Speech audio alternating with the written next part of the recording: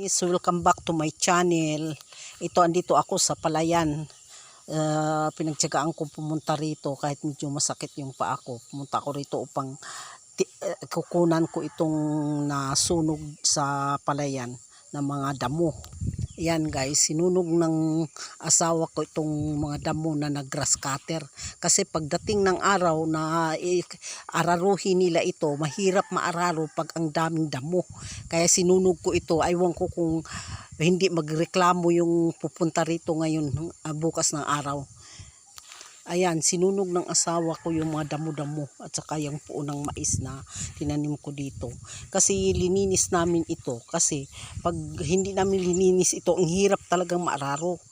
Ewan ko kung magagalit yung mga tulad ng mga ito. Ayan, oh, black beans yan. Puno ng black beans sa grass cutter ng anak ko.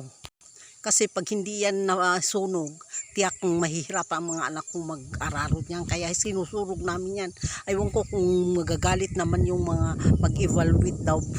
Magbahay-bahay, mag-evaluate sa kalinisan. Ayaw nilang magsunog kami. Paano yan? Susunugin namin yan.